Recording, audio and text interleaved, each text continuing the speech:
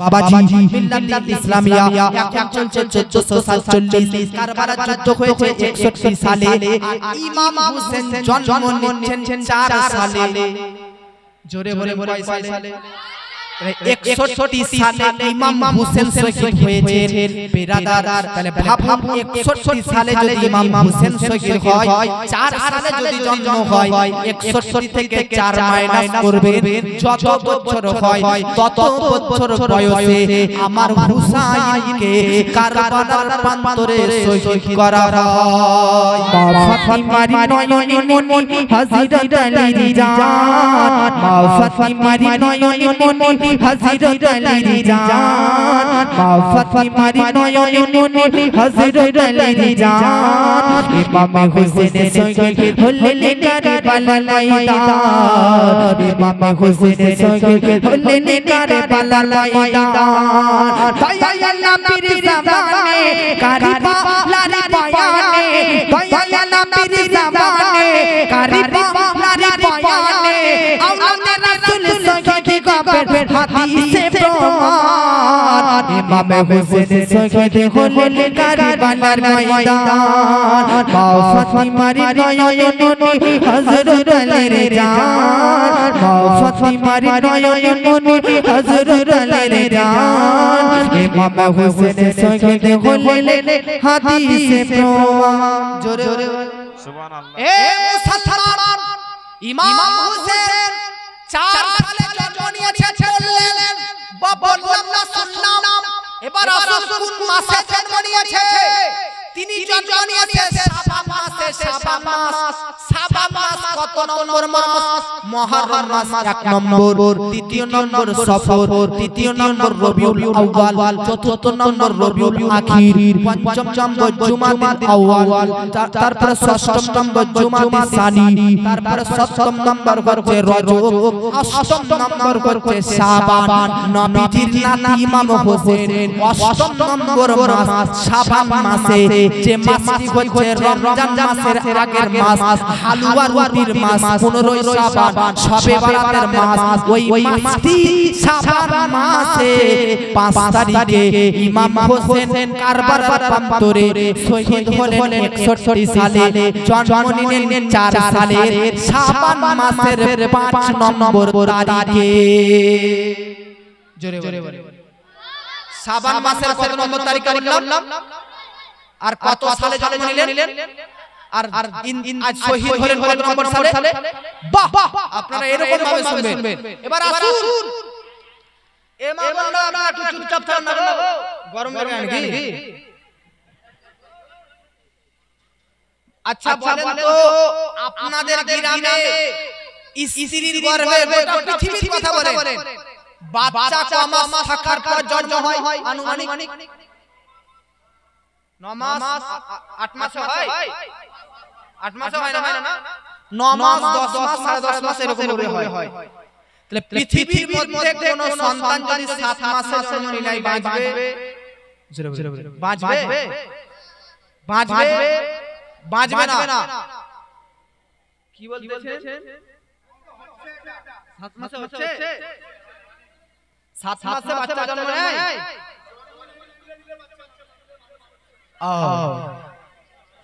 কিন্তু আনুমানিক কোন সন্তান 6 মাসে কি জন্ম নেয় না পৃথিবীর মধ্যে শুরু থেকে আজ পর্যন্ত 6 মাস পেটে থাকার পর কোন বাচ্চা জন্ম নেয়নি কিন্তু পুরো পৃথিবীর মধ্যে দুইজন ব্যক্তি 6 মাস মায়ের পেটে থাকার পর জন্ম নিয়েছে এক নম্বরে হচ্ছেন একজন নবী তিনার নাম হযরত ইয়াহইয়া আলাইহিস সালাম তিনি তিনার মায়ের পেটে 6 মাস ছিলেন তারপর জন্ম নিয়েছেন আর দুই নম্বরে ইমাম হোসেন রাদিয়াল্লাহু তাআলা আনহু নবীজির নাতি ইমাম হোসেন তিনি তিনার মায়ের পেটে মাত্র 6 মাস ছিলেন সুবহানাল্লাহ বাবাজি মিল্লাত ইসলামিয়া তাহলে বেরাদার ইমাম হোসেন বেরাদার তিনার মায়ের পেটে 6 মাস ছিলেন আশ্চর্যজনক বিষয় অলৌকিক বিষয় এটাই হচ্ছে কারামা এটাই হচ্ছে আশ্চর্যজনক বিষয় যে বিষয় কারো দ্বারা সম্ভব নয় যে বিষয় কারো দ্বারা পক্ষে সম্ভব হয় না বেরাদার যে জিনিসটা কারো দ্বারা বেরাদার বাস্তব হয় না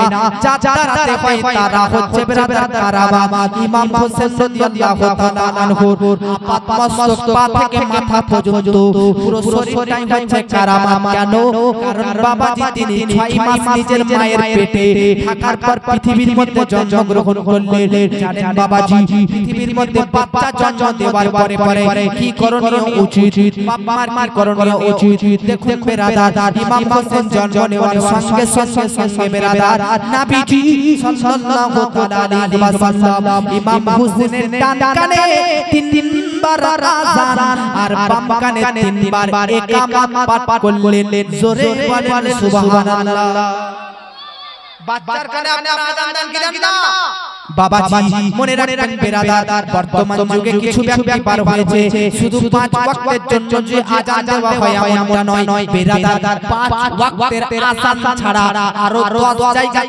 আযান দেওয়ার বৈধতা পাওয়া যায় আরো 10 জায়গায় আযান দেওয়া জায়েজ আছে আরো 10 জায়গায় আযান দেওয়া মুস্তাহাব 5 ওয়াক্তের জন্য 5 ওয়াক্ত নামাজের জন্য মসজিদে যেমন আযান হয় তেমন বেরাদার মিল্লাত ইসলামিয়া আরো বিভিন্ন স্থানে বিভিন্ন আযান দেওয়া কিন্তু জায়েজ যেমন মৃত ব্যক্তিকে কবরে রাখার পর আযান দেওয়া হয় বেরাদার মাটি দেওয়ার পর আযান দেওয়া হয় 5 ওয়াক্তের আযান ছাড়া আরো 10 জায়গাতে আযান দেওয়া হয় তার মধ্যে 1 নম্বর হচ্ছে কবরের পাশে 2 নম্বর হচ্ছে বেরাদার কোন বাড়িতে কোন জায়গাতে আগুন লাগলে 3 নম্বর হচ্ছে কাউকে চিনে ধরলে 5 নম্বরে হচ্ছে বেরাদার কেউ অত্যন্ত রেগে গেলে 6 নম্বরে কোন মুসাফির ব্যক্তি রাস্তা ভুলে গেলে 7 নম্বরে কোন বাচ্চা জন্ম নিলে 8 নম্বরে বেরাদার ভয়াবহ জঙ্গলের মধ্যে রাস্তা হারিয়ে ফেলেছে রাস্তা খুঁজে পান না তো আযান দিয়ে দিন তাহলে বেরাদার দেখবেন আযানের বরকতে রাস্তা পেয়ে যাবে বেরাদার 9 নম্বরে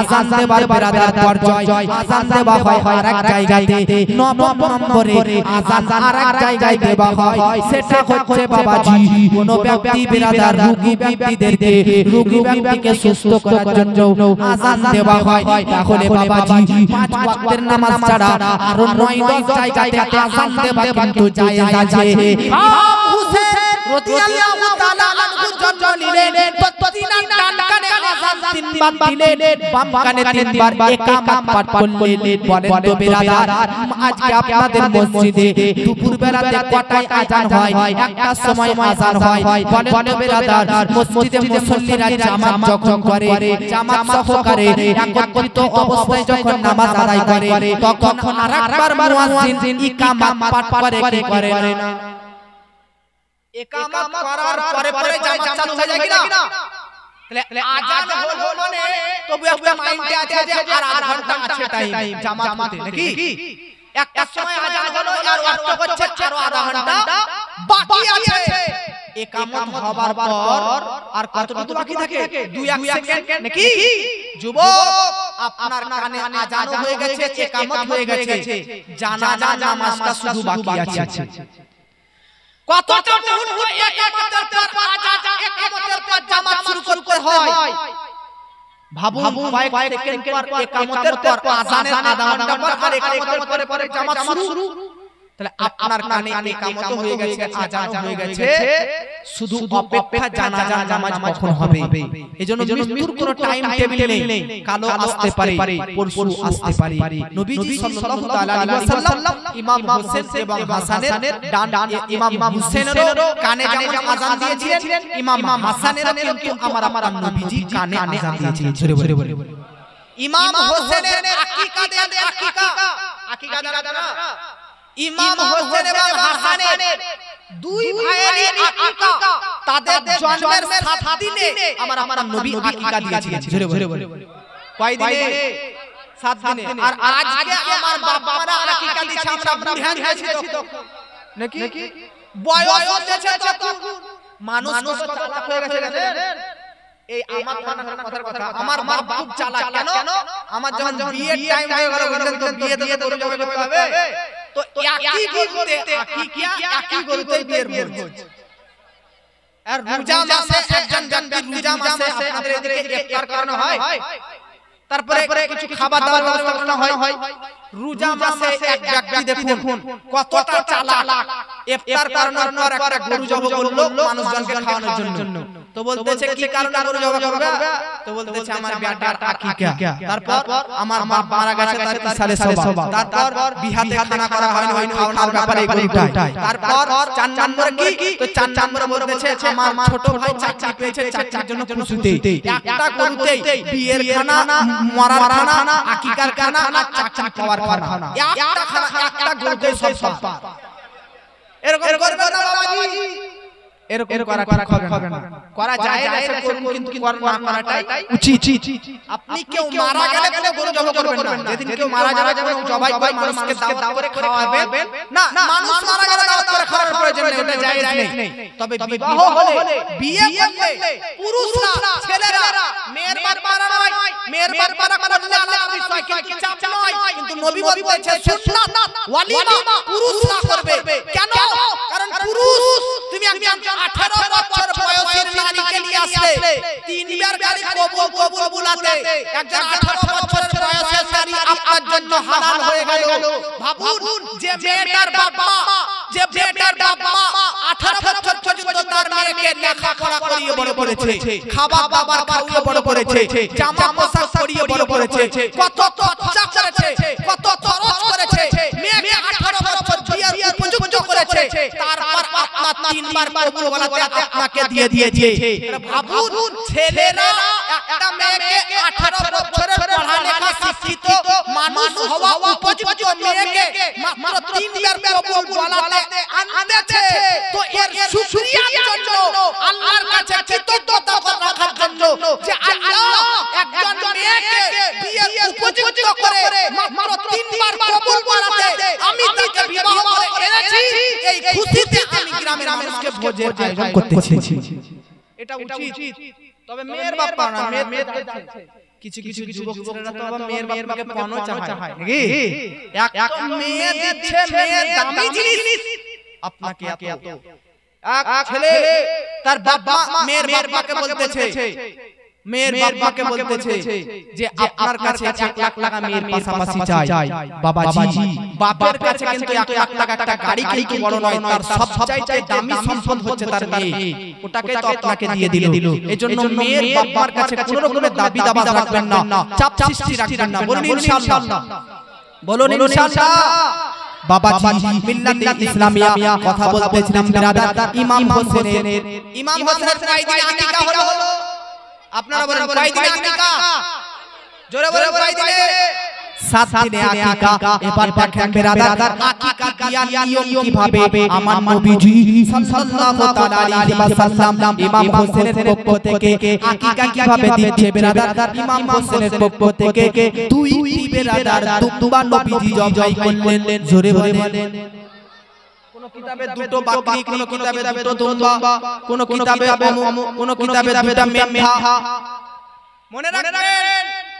আকিকা দেওয়া হচ্ছে সুন্নাতে মুস্তাহাব্বা যদি টাকা পয়সা থাকে অর্থশালী হন সম্পদশালী হন ধনী ব্যক্তি হন তাহলে ছেলের পক্ষ থেকে দুটো দিবেন একটা গরুতে 7টা ভাগ আর দুটো ভাগ আর ছাগল দিলে বকরি দিলে দুম্বা দিলে দুটো করে দিবেন আর মেয়ের পক্ষ থেকে একটা দিবেন কয়টা দেখবেন এটা একটা মনে রাখুন মেয়ের পক্ষ থেকে কয়টা ভাগ দেওয়া উচিত আর ছেলের পক্ষ থেকে দুটো এজন্য মেয়ের পক্ষ থেকে একটা ভাগ এজন্য মেয়ে বলবে একবার মা আর মেয়ের ভাই তার পক্ষ থেকে তার বাবা দুটো দিবে তাই মেয়ের মেয়েরা ছেলেরা তার মায়ের ভাইকে দুবার বলবে মা বলে কি বলে মাকে একবার মা কেন?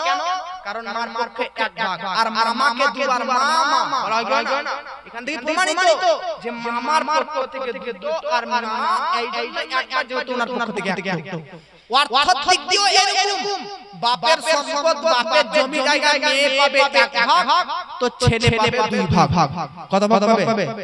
হ্যাঁ, কিছু শ্বশুরের এরকম আছে তার মেয়েকে বিবাহ দিয়ে দেয়, তার যে ভাগের জমিটা তাকে দেয় না, নিজেদের ছেলেদের নামে লিখে দেয়। এটা ভুল করতেছে, শ্বশুর ভুল করতেছে। মেয়ের যেটা প্রাপ্য, আপনার জমি যদি 2 বিঘা, তো 2 বিঘার মধ্যে ভাগ করুন। আপনার একটা ছেলে একটা মেয়ে, তো বলুন 2 বিঘার মধ্যে আপনি কমপক্ষে 1.5 বিঘা ছেলে খেলে তো 5 কাঠা আপনাকে আপনার মেয়েকে দিতে হবে, কি হবে না? কারণ বাপের জমির প্রতি মেয়েরও অধিকার আছে কিনা? ছেলের অধিকার আছে তো মেয়েরও আছে। মনে করবেন যে একটা ভাই ছেলে সবই আমার বাড়ি ঘর সবই জমি জায়গা না, মেয়ের অধিকার আছে। এজন্য সব দিক দিয়ে ইসলাম মনে রাখতে হবে। মেয়ের পক্ষ থেকে একটা ভাগ, যেমন একটা কুরবানি, যেমন একটা আকিকাতে একটা দুম্বা বা একটা ভাগ, ছেলের পক্ষ থেকে দুটো আকিকা দিলে দুটো ভাগ, দুটো দুম্বা বা দুটো খাসি। ঠিক সেই রকম বাপের জমির সম্পদ মেয়ে পাবে এক ভাগ আর ছেলে পাবে কয় ভাগ?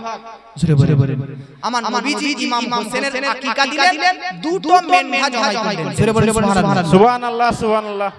আচ্ছা বলেন তো, আমার নবীজি ইমাম হোসেনের নাম 7 দিনে রাখলেন, আকিকা দেওয়ার সময় নাম রাখলেন হোসেন। জোরে বলে সুবহানাল্লাহ। আপনাদের গ্রামে হোসেন বলে ছেলে আছে কিনা? জি জি আছে না? তাহলে এই হোসেন আপনাদের গ্রামে আছে, এর আগেও আর 100 বছর আগেও হোসেন নামে ছিল কিনা? কিন্তু আমার নবীজি ছিল ভাই, ছিল। কারণ শুনেন, আমার নবীজি তার নাতির নাম সর্বপ্রথম হোসেন রাখে। মানে ইমাম হোসেনের নাম সর্বপ্রথম হোসেন, তার আগে কেউ হোসেন হয়নি। আপনার গ্রামে যে হোসেনরা আছে তার আগে হতে পারে আমাদের গ্রামে হোসেন আছে, হতে পারে আমাদের 100 বছর আগেও কেউ হোসেন দেখেছে। কিন্তু আমার নবীজির নাতি ইমাম হোসেনের নাম সর্বপ্রথম হোসেন, আর ইমাম হাসান নাম হাসান। উনাদের আগে পৃথিবীর কোনো ছেলের নাম হাসানও ছিল না, হুসেনও ছিল না। সর্বপ্রথমই মা ফাতেমা দুটো বেটারই 7 নম্বর দিনে আকিকা দেওয়ার পর হাসান হোসেন নাম। সুবহানাল্লাহ। বেশক জোরে বলে দুটো হলো 3 নম্বর আকিকা দেওয়ার সিস্টেম। আমার নবীজি আকিকা দিনে শুনেন বাবা, আকিকা দেওয়ার সিস্টেম দেখেন। 7 নম্বর দিনে জবাই করার পর ওই বাচ্চার পুরো মাথার চুল নেড়া করা। কি বললাম? বাচ্চার পুরো মাথা। এ ভাই বসো না ভাই। আকিকা দেওয়ার সময় দুটো জিনিস হলো, একটা নাম রাখতে হবে, একটা আকিকা 7 দিনে। আর 3 নম্বর আমার নবীজি করতেছে, ইমাম হোসেনের পুরো মাথাকে নেড়া করলেন। নেড়া বুঝেন? নাড়া করলেন। 7 দিনে আকিকা দিবেন, তার পাশাপাশি নাড়া করে তার মাথার সব চুল ডালার এক পাল্লায় রাখবেন। আপনার সামর্থ্য অনুযায়ী চাঁদি হোক সোনা হোক রেখে যতটা ভারী হবে ততটা সোনা চাঁদিকে দান করে দিবেন। মানে আপনার 7 দিন বয়সী ছেলে বা মেয়ে ডালার এক পাল্লাতে তাকে নেড়া করে তার মাথার চুল যতটা ভারী হবে ততটা পরিমাণ চাঁদি ওজন করার পর সেটাকে দান করে দেওয়া। এটা আকিকার মধ্যে একটা মুস্তাহাব কাজ। জোরে বলে সুবহানাল্লাহ। 4 নম্বরে আমার নবীজি কি করলেন? 4 নম্বরে ঘুটঘুটি দেওয়া। ঘুটঘুটি দেওয়া মানে কি? বাচ্চা জন্ম নিলে, বাচ্চা জন্ম নেওয়ার পরে বিরাদার কোন মিষ্টি জাতীয় জিনিস আপনার গ্রামের মধ্যে যারা নেক ব্যক্তি তাকে চিবা করাবেন, চিবানোর পর আপনার বাচ্চা চালুতে লাগিয়ে দিবেন। জোরে বলে সুবহানাল্লাহ। বাচ্চা জন্ম নেওয়ার পর জন্ম নিরাজ বাচ্চা 7 দিন আকিকা দিচ্ছেন। আকিকার দিনে আপনার গ্রামের মধ্যে যে সবচেয়ে নেককার ব্যক্তি হবে, যাকে নেককার মনে করবেন, ওই নেককার ব্যক্তিকে কোন মিষ্টি জাতীয় জিনিস, খেজুর হোক মিষ্টি হোক, কোন মিষ্টি জাতীয় জিনিস চিবা করাবেন। ওই চিবানো মিষ্টিটা বাচ্চা চালুতে ঢাকাবে। এটা বাচ্চার নেক হওয়ার সম্ভাবনা রয়েছে। জোরে বলে সুবহানাল্লাহ। বাবাজি মিল্লাত ইসলামিয়া, তাহলে এটা হচ্ছে ইমাম হোসেনের আকিকা। এবার আপনাদেরকে বলতে চাই মা বোনরা, বাচ্চা জন্ম নেওয়ার পর বাচ্চা কান্না করে কি করে না? রাতে একটা দুটো বুঝে না, বাচ্চা কিন্তু রাতে 3টা বুঝে না, রাতে একটা দুটো 12টা বুঝে না। যখন ইচ্ছা, যখন খুশি তখন ইচ্ছা বেরাদার বাচ্চা কিন্তু কান্না করতে লাগে। এ মাজুরিয়া গ্রামবাসী, আমি আপনাদেরকে জানাতে জানাতে চাই পৃথিবীর মধ্যে বেরাদার মিল্লাতে ইসলামিয়া বাচ্চা কান্না করতেছে কান্না করার সঙ্গে সঙ্গে বেরাদার আপনি কিন্তু ইমাম সাহেবের পাশে ঝাড় ফুঁক দেওয়ার জন্য নিয়ে যান কোন জ্ঞানী গুণীর কাছে নিয়ে যান যেন ঝাড় ফুঁক দিয়ে দেয় বাচ্চা যেন কান্না বন্ধ করে দেয় হাদিস শরীফের মধ্যে লিপিবদ্ধ রয়েছে নবীজি বলতেছেন বাচ্চা জন্ম নেওয়ার পর পরস্পর 3 মাস বাচ্চা আজকে জন্ম নিল যে কোন মুসলমানের বাচ্চা জন্ম নেওয়ার 3 মাস পর্যন্ত যে কান্নাটা করে বাবা ওই কান্নাটা আপনাকে কান্না লাগে কিন্তু নবী বলতেছে ওই কান্নার মাধ্যমে সে বাচ্চা আল্লাহর জিকির ও তাসবিহ করতে থাকে সুবহানাল্লাহ কোন বাচ্চা জন্ম নেওয়ার 5 মাস পর্যন্ত আল্লাহর জিকির করতে থাকে জোরে বলে 3 মাস বাবাজি মিল্লাতে ইসলামিয়া মুসলমান ঘরের যে কোনো বাচ্চা জন্ম নেওয়ার 3 মাস পর্যন্ত কান্না করে মা বোনেরা আপনারা মনে করতেছেন বাড়িতে বাচ্চা চাচা কান্না করতেছে না না না না না এই কান্না সাধারণ কান্না নয় এটা আপনাকে কান্না মনে হতেছে কিন্তু এই কান্না নয় ফেরেশতারা বলতেছে বেরাদার ওই বাচ্চার এটা হচ্ছে আল্লাহর জিকির করার হচ্ছে একটা আওয়াজ আল্লাহ তাসবিহ পাঠ করার হচ্ছে তার কোয়ালিটি বাবাজি বাচ্চা জন্ম নেওয়ার 3 মাস পর্যন্ত আল্লাহর জিকির করতে থাকে তারপর কিছু করতে থাকে শুনেন বাবাজি একটা বাচ্চা জন্ম নেওয়ার 3 মাস পর্যন্ত বেরাদার আল্লাহর জিকির করতে থাকে পরের 3 মাস 4 5 6 অর্থাৎ বাচ্চার যখন 4 মাস পড়ে যাবে 5 মাস পড়ে যাবে 6 মাস পড়ে যাবে এই 4 5 6 অর্থাৎ প্রথমে বাচ্চা জন্মের প্রথম 3 মাসে আল্লাহর জিকির করতে থাকে তারপরের 3 মাসে 4 5 6 এই 3 মাসে বাচ্চাটি নবীর প্রতি জরুর পাঠ করতে থাকে সুবহানাল্লাহ বাচ্চা হওয়ার পরস্পর 3 মাস আল্লাহর জিকির তারপরের 3 মাস কার প্রতি দরুদ পাঠ করতে থাকে নবীর প্রতি বাচ্চা কান্না করতেছে মানে শুধু কান্না নয় বাচ্চার ভাষাতে কিন্তু আল্লাহর জিকির আর দরুদ এ মুসলমান মুআজ্জাদ বাচ্চা প্রথম 3 মাসে আল্লাহর জিকির করতে থাকে তারপরে 3 মাসে নবীর প্রতি দরুদ পাঠ করতে থাকে তারপরে 3 মাসে কি কোন বেরাদার বৈশিষ্ট্য আছে নবীজি বলতেছে একটা বাচ্চা জন্ম নেওয়ার 1 2 3 এই 3 মাসে আল্লাহর জিকির তারপরে 4 5 6 এই 3 মাসে নবীর প্রতি দরুদ পাঠ করতে থাকে তারপরে 3 মাস 7 8 9 এই 3 মাস লাস্টের শেষের 3 মাসে 9 মাস পর্যন্ত অর্থাৎ বেরাদার মিল্লাতে ইসলামিয়া 7 8 9 এই 3 মাসে বাচ্চা তার নিজের পিতা মাতার জন্য দোয়া করতে থাকে নারায়ে তাকবীর আল্লাহু আকবার নারায়ে রিসালাত ইয়া রাসূলুল্লাহ নারায়ে হায়দার ইয়া আলী তাহলে বাচ্চা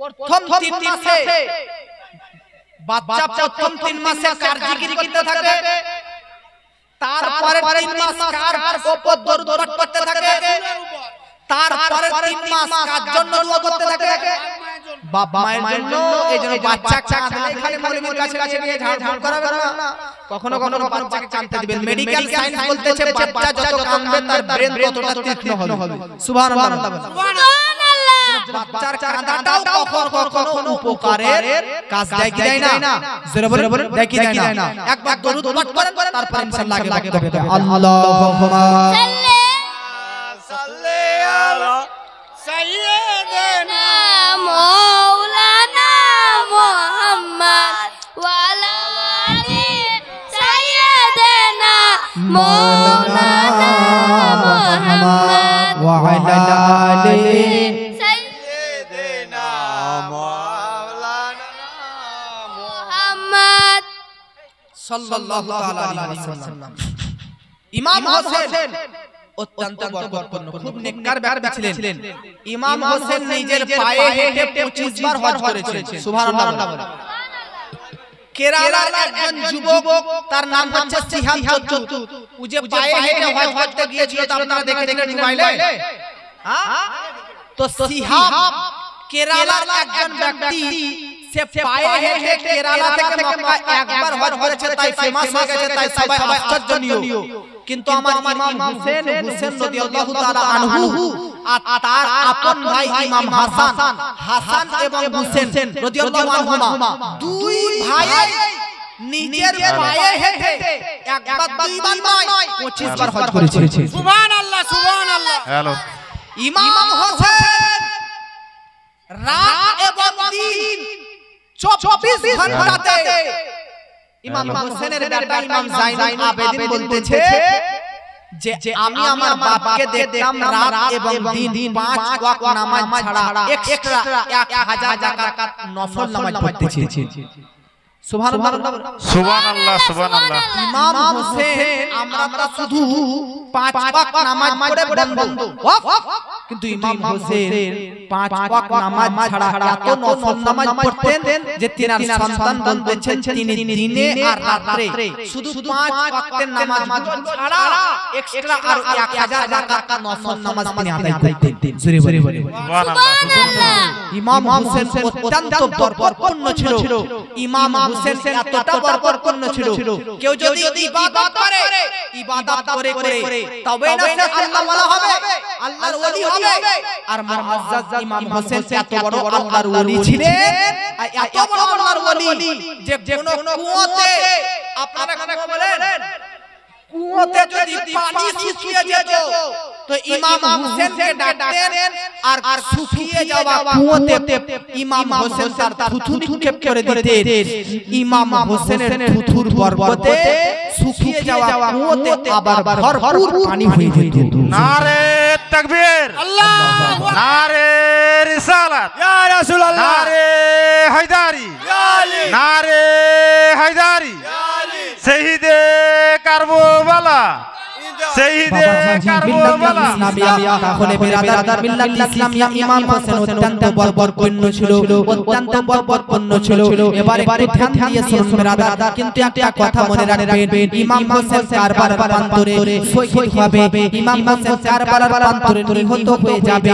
ইমাম হোসেন জন্মের পরে এই খবর কিন্তু পুরো মদিনাবাসী জেনে নিয়েছিলেন, পুরো মদিনাবাসী কিন্তু জেনে নিয়েছিলেন যে কারবালার প্রান্তরে ইমাম হোসেন শহীদ হয়ে যাবে। বিরাদার, আমার নবীজির বাড়িতে হযরত ইমাম হোসেন, আজকে বিরাদার মিল্লাত ইসলামিয়া নবীজির বাড়ির মধ্যে রয়েছে একটা ফেরেশতা বলতেছে, ইয়া রাসূলুল্লাহ, ইয়া হাবিবাল্লাহ, নবী গো,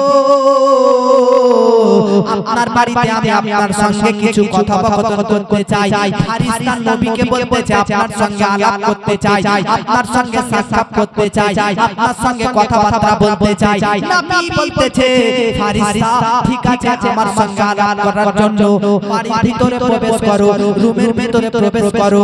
নবীজির স্ত্রী, এক নম্বর নবীজির একটা স্ত্রী হযরত উম্মে বিরাদার সালমা, নবীজির এই উম্মে সালমা নামক স্ত্রীটা কিন্তু বিরাদার তখন বাড়ির মধ্যে ছিলেন। নবী বলতেছেন যে উম্মে সালমা আমার স্ত্রী, অর্থাৎ দেখো দেখো ফেরেশতা আমার সঙ্গে কথা বলার জন্য, আমার সঙ্গে আলাপ করার জন্য বাড়ির ভিতরে প্রবেশ করে গেছে। অতএব উম্মে সালমা স্ত্রী গো, চতুর্দিকের রুমের জানলা দরজা লাগিয়ে দাও, কেউ যেন ভিতরে প্রবেশ না করতে পারে, কেউ যেন ভিতরে না আসতে পারে। বিরাদার, হযরত উম্মে সালমা নবীজির রুমের, নবীজির বাড়ির দরজাতে কিন্তু পাহারা দিতেছে, জানলাতে পাহারা দিতেছে, কেউ যেন প্রবেশ না করতে পারে, কেউ যেন না ঢুকতে পারে। কিন্তু বিরাদার মিল্লাত ইসলামিয়া শৈশবকালের ঘটনা, বাচ্চা অবস্থাতে, ছোট অবস্থা, 2 থেকে 3 বছরের শিশু ইমাম হোসেন যেন দৌড়তে দৌড়তে দৌড়তে নবীজি ওই রুমের দিকে দৌড়তে লেগেছে। দৌড়তে দৌড়তে যেমন এসেছে নবীজির নওয়াসা ইমাম হোসেন বাড়ির দরজা খুলে যেন দৌড়তে দৌড়তে গিয়ে নবীজির কোলে যেন ঢুকে গেছে। দেখবেন বিরাদার, নানারা নাতিকে অত্যন্ত ভালোবাসে, নানারা নাতিকে অত্যন্ত মহব্বত করে।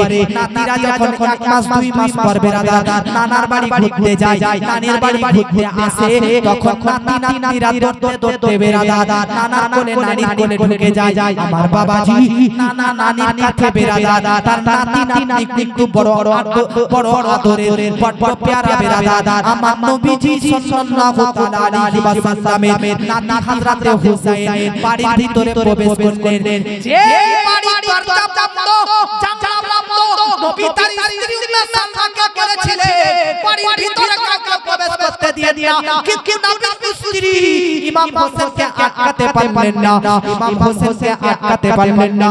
বাবাজি ইমাম হোসেন কিন্তু বেরাদার রুমের ভিতরে ঢোকার পর নবীজির কোল মোবারকে গিয়ে আদর করতে লেগেছে। নবীজির কোলে যেন গিয়ে শুয়ে বেরাদার মিল্লাত ইসলামিয়া শুয়ে গেছেন।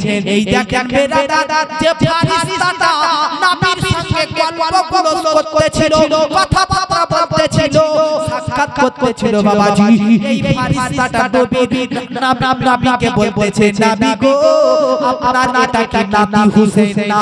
আমার নবী বলতেছে হ্যাঁ হ্যাঁ হ্যাঁ এটা তো হচ্ছে আমার নাতি হুসেন। ফেরেশতা বলতেছে নবী গো আপনাকে কি একটা কথা বলতে পারি? নবী বলতেছে বড় ফেরেশতা কি বলতে চাও?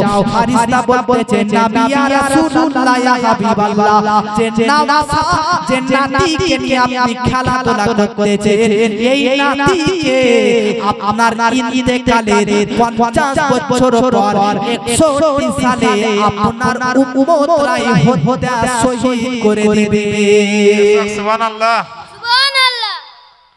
আমার নবী নাতি হুসেনকে আদর করতে করতে যেমনি এই খবর শুনে নিলেন নাতি হুসেনকে শহীদ করা হবে, সঙ্গে সঙ্গে নবীজি চোখ দিয়ে অশ্রু ঝরতে লাগলো, সঙ্গে সঙ্গে নবীজির চোখ দিয়ে পানি ঝরতে লাগলো। উম্মে সালমা নবীজির স্ত্রীর পাশে দাঁড়িয়ে আছে, জিজ্ঞাসা করতেছে স্বামী গো ইয়া রাসূলুল্লাহ আপনার চোখ দিয়ে পূর্বে তো আপনার মুখে হাসি দেখতে পাচ্ছিলাম, হুসেনের আদর দেখে আমি তো বড় খুশি হতেছিলাম, এখন চোখ দিয়ে অশ্রু কেন? চোখ দিয়ে ঝরনা কেন? চোখ দিয়ে পানি কেন?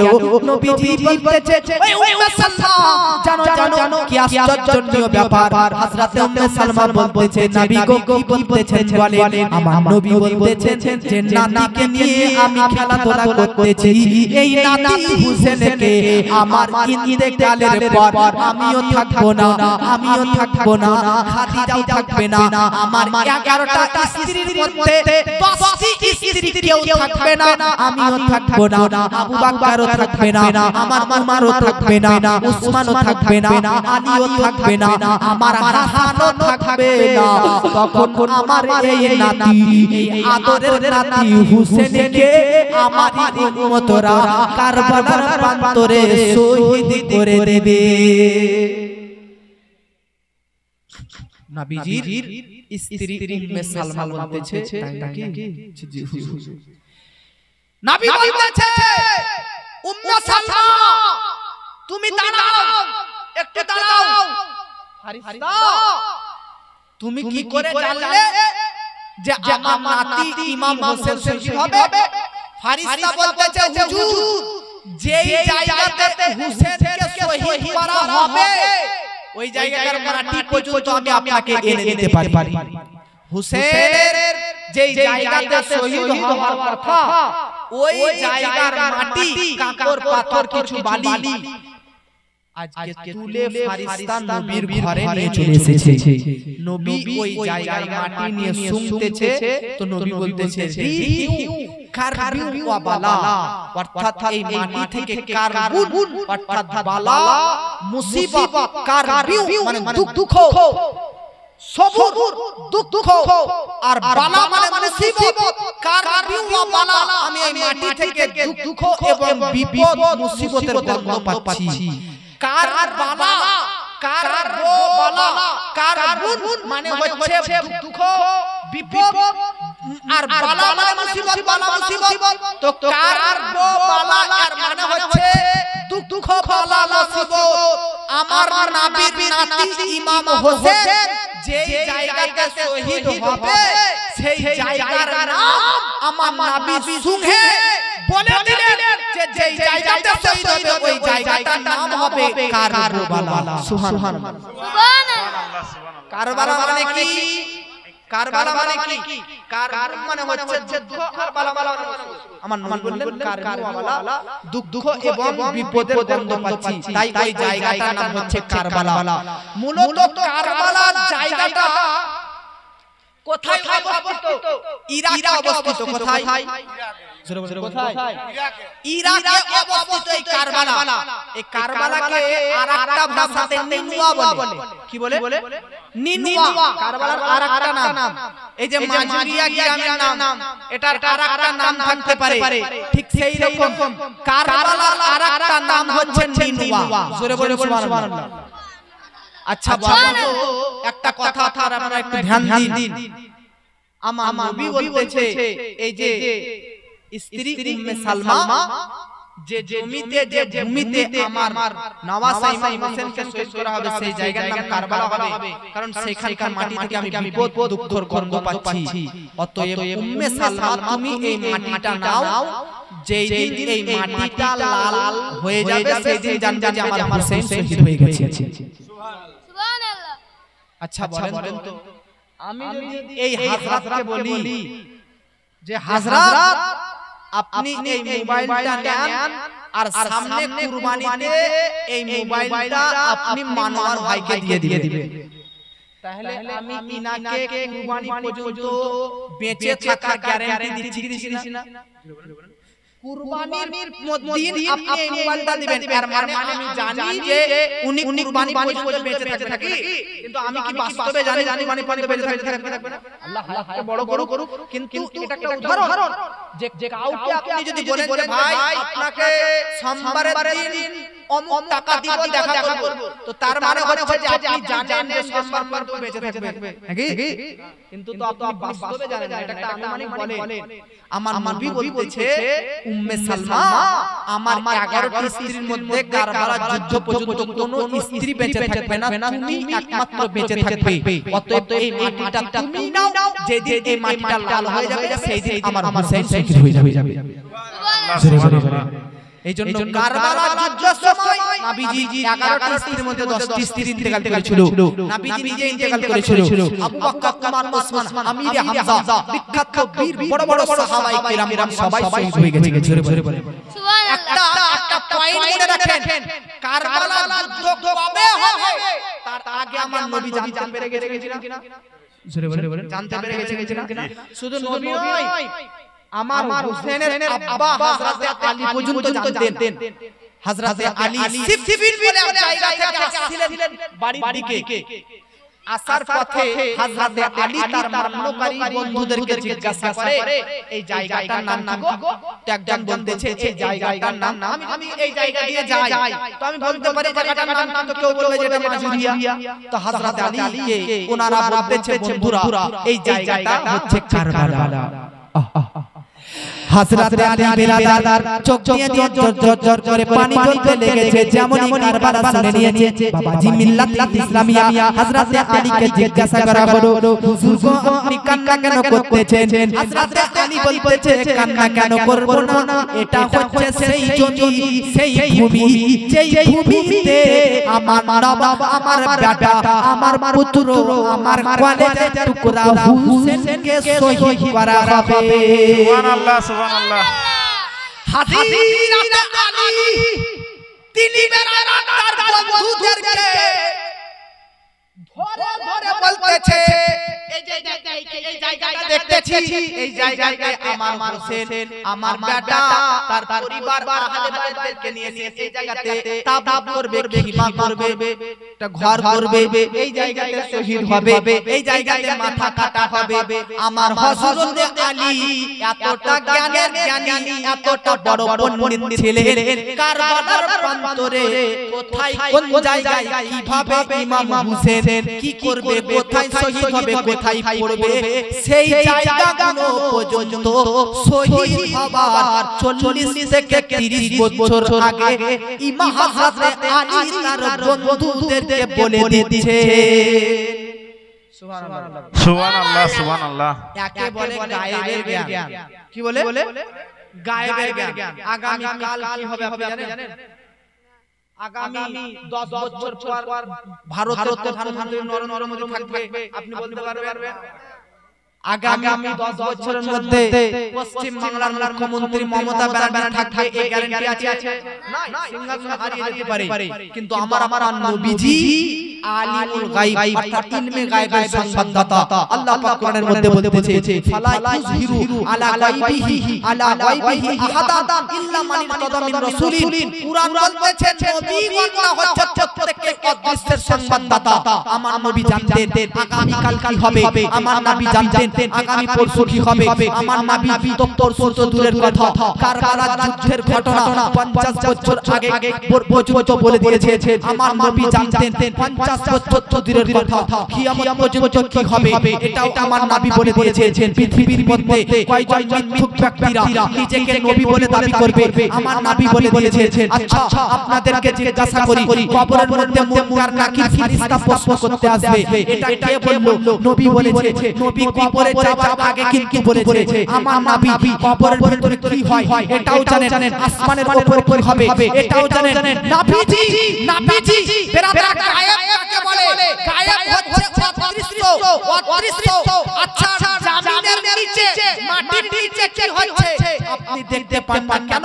কারণ এটা আপনার চোখের আড়ালে, এটা আপনার জন্য অদৃশ্য। আর আমার নবী এই অদৃশ্যের জ্ঞান দেন। ইমাম নামাজ পড়ায় তো শুধু সামনের দিক দেখতে পায়, আমার নবী নামাজ পড়াতে তো পেছন দিক দেখতে পেতেন। পেছন দিক তো দূরের কথা, প্রত্যেকটি মানুষের অন্তরের আন্তরিকতা পর্যন্ত দেখতে পেতেন। আমার নবীর ব্যক্তিত্ব আলাদা। নবী কিয়ামতের মাঠে কে কেমন ভাবে উঠবে ওটাও পর্যন্ত জানেন। আমার নবী কিয়ামতের প্রান্তরে কে কেমন ভাবে কোথায় যাবে এটাও পর্যন্ত বলে দিয়েছেন। এমন কি আমার নবী সাহাবীগণ বলতেছে নবী একদিন সকাল থেকে রাত পর্যন্ত বক্তব্য দিলেন, আর এই বক্তব্যের মধ্যে কে জান্নাতে যাবে কে জাহান্নামে যাবে তার নাম, তার বাবার নাম, তার গোষ্ঠীর নাম, তার বংশের নাম পর্যন্ত নবী জানিয়ে দিয়েছে। পৃথিবীর মধ্যে বেরাদার মিল্লাত ইসলামিয়া আগামীতে কি হবে 10 বছর দূর কিয়ামত পর্যন্ত কি দুনিয়াতে হবে সবকিছু নবী জানতেন, তাই বলেছেন কিয়ামতের মাঠে কি হবে সেটাও নবী জানতেন। আর ওটাও বলেছেন আরে এটা তো দূর কি বাবা, জমিনের নিচে কি হতো ওটাও নবী জানতেন, আসমানের উপরে কি হতো এটাও জানতেন। এক কথাতে পৃথিবীর শুরু থেকে শেষ দূর সৃষ্টি জগতের ইসলাম থেকে এর পর্যন্ত সকল জ্ঞানের চাবি আল্লাহ পাক আমার নবীকে দান করেছেন। এই জন্য মেরে ইমাম ইসকা মুহাম্মদ আলা হযরত বলতেছে আর কোই গায়ব क्या तुमसे नहीं हो भला जब ना खुदा की छुपा तुम पे करो। बेशक सुभान अल्लाह सुभान नारे अल्लाह तकबीर, अल्लाह अकबर नारे रिसालत, या रसूल अल्लाह नारे हैदरी, या अली नारे गौस, या गौस। और कोई गायब क्या तुमसे नेहा हो भला जब ना खुदा ही छुपा तुम पे करोड़ों दुरूद। सुभान अल्लाह। भाई অদৃশ্য কোন অদৃশ্যটা নবী জানাই বলেন তো? আরে সবচাইতে বড় অদৃশ্য হচ্ছে আমার আল্লাহ নাকি? পৃথিবীর কোন ব্যক্তি কি আল্লাহকে দেখেছেন চোখে, চামড়া চোখে, এই চর্ম চোখে? আরে তাহলে নবীর কাছে কি আর কোন অদৃশ্য কোন গায়েব কোন জিনিস কি আর গায়েব থাকতে পারে? আপনি আমি কি নবীর আর গায়েব থাকতে পারি? সবচাইতে বড় গায়েব যেটা, সবচাইতে বড় অদৃশ্য যেটি সেটা আল্লাহ তাআলা। আরে আল্লাহ যখন নবীর সামনে প্রকাশ করে নবীর বিধান দেখিয়ে দিয়েছে, নিজের নবীকে দেখা দিয়েছে, তো আল্লাহ অদৃশ্য এটা যখন নবী দেখে নিয়েছে তখন আর নবীর কাছে আসমান জমিনটা অদৃশ্য থাকতে পারে কি? সুবহান আল্লাহ সুবহান আল্লাহ। শুধু আমার নবী অদৃশ্যের খবরদাতা এমন নয়, নবীর দেওয়াতে নবীর জামাই হযরতে আলীও পর্যন্ত জানতেন। জোরে বলেন। তার জন্য কারবালার প্রান্তে কোথায় কিভাবে ইমাম হোসেন শহীদ হবেন আমার হযরতে আলী তার বন্ধু বর্গদেরকে জানিয়ে দিয়েছেন। জোরে বলেন।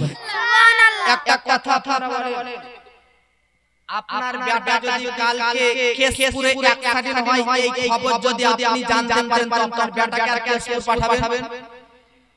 জোরে বলেন। না না আপনারা বাজ বলেন, বাজ পড়া বুঝেন কি বলে? বিজলি বর্জ্যপাত। তো আপনার আব্বা কালকে জমিতে ধান পুঁততে গিয়ে বজ্রপাতে ইন্তেকাল করবেন, খবর যদি আপনি জানেন, আপনি কি আপনার আব্বাকে পাঠাবেন? না না জি। ভাই আমরা ছেলেদেরকে বলি যে আস্তে বাইক চালা, সাবধানে বাইক চালা। জানি না মরণ হবে কিনা, তবে আমরা সাবধান করি। কেন? কারণ মরণ থেকে যেন বাঁচতে পারে। জোরে বাইক চালালে কত অ্যাক্সিডেন্ট হয়ে যাবে, মারা যাবে। এইজন্য যুবকরা আপনার নিজের লাইফকে, নিজের জীবনকে যদি পছন্দ, তাহলে বাইক এগুলো সব ধীরে সুস্থে আস্তে এগুলো চালাবেন। কথা ঠিক কি না? কিছু যুবক ছেলে তো আরাম পায়, বুলেট পাওয়ার পর আর কেটিএম পাওয়ার পর নিজেকে মনে করে বাজ পাখি, রাস্তাতে বাজ পাখির মতো উড়ে গো। এদের বাজ পাখিগিরি কতজনের বাজ পাখির পাখা যে ভেঙে গেল তা আল্লাহ জানে। এর বছর ঈদে আমাদের এলাকাতে বহু অ্যাক্সিডেন্ট হয়েছে, কারণ দুটো বেটা, কেউ তিনটা বন্ধু ঈদে। আর কিছু কিছু ছেলে মেয়ে দেখলে তো তারা আরো বাইকের স্টার্ট দেয় নাকি, মেয়ে দেখলে বাইকের আরো লাফানো খোঁজানোর ইচ্ছা হয়ে যায়।